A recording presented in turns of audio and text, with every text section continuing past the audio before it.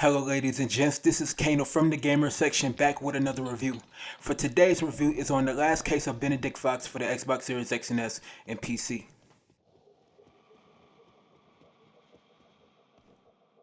You play as Benedict Fox, who is a detective bound to his demon companion. You go between the mind filled with memories while also going through a massive mansion. You learn about the secret organizations, forbidden rituals, and the cold-blooded crimes that you will see in the game.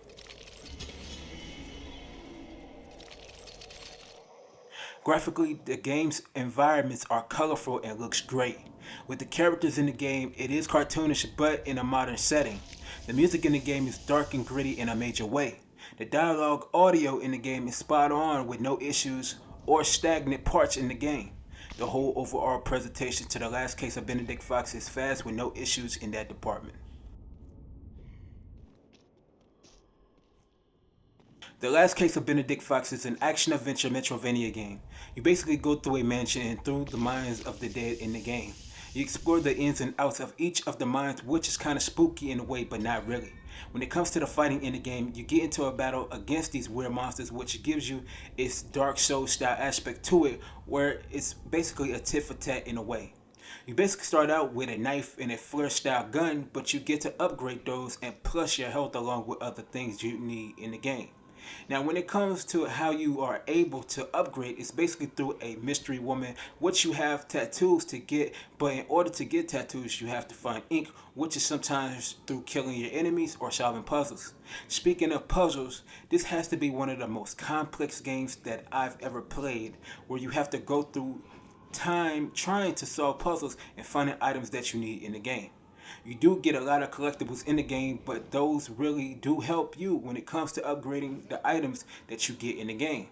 Now the weapons you do the same, but you really have to pick and choose on what you upgrade later in the game, which will benefit you in the long run, either good or bad. The key flaw that I faced in the game is how complex the puzzle solving is in the game. It is really tough to solve puzzles. Not only that, when it comes to the battling of the enemies, they may feel a bit slow, along with the response not being up to par with the movement of your character when it comes down to dodging the enemies. The biggest drawback in the game is even after you find the stuff you need in the game, it does become overwhelming to go from one part of the memory to another, along with the issues with dealing with trying to find what you need to open doors and stuff.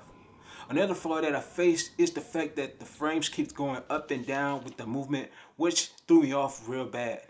The biggest issue that I faced is the fact that when I tried to jump and ended up getting hit by an enemy, I ended up getting stuck into some wall and ended up dying out of the blue, and it happened a lot of times.